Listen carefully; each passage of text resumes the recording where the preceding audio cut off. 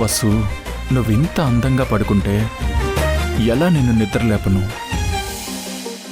నేనే నీ కాలేజ్ డీన్ అయితే బాగుండు. నీ పేపర్లన్నీ వేరే వాళ్ళ చేత రాపించేసేవాడిని. నువ్వు హ్యాపీగా రెస్ట్ తీసుకునేదానివి.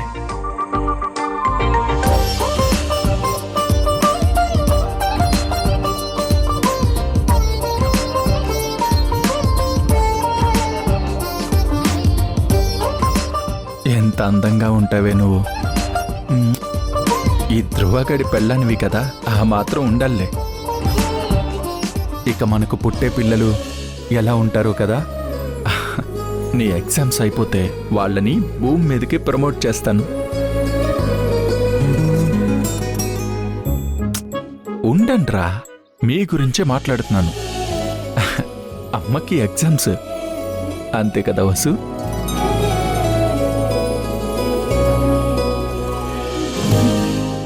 హాయ్.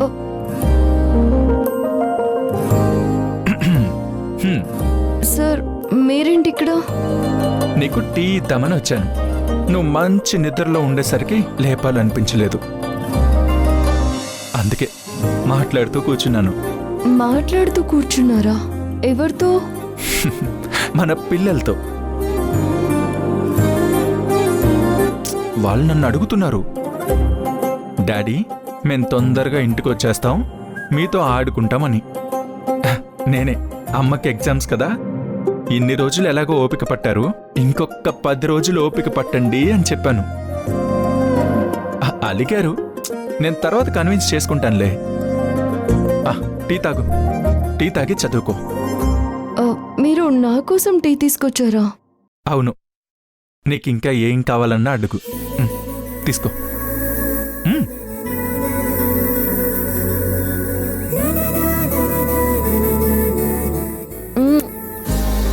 హే వసు. అయ్యో, ఏంటి మీదికి వస్తున్నారు? అవుట్. మంచం దిగండి. వసు, ఇది అన్యాయం వసు.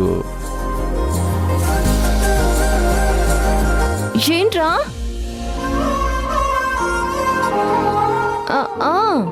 నేను మా అత్తయ్యలాగే మన పిల్లలకి చెప్పుకోవాలి కదా.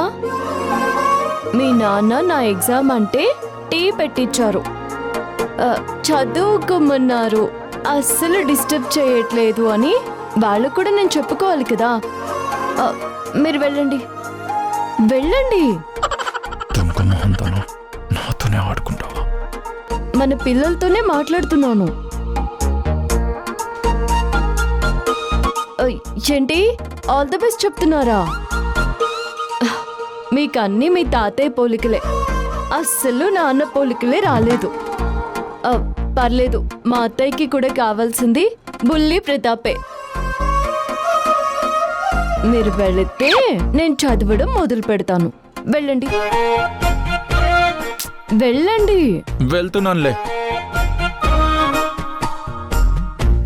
All the best. ధ్రువ్, ఈ తెలివితేటలకేం తక్కువ లేదు. సర్లే, టీ ఎలా ఉందో చెప్పలేదు. టీనా?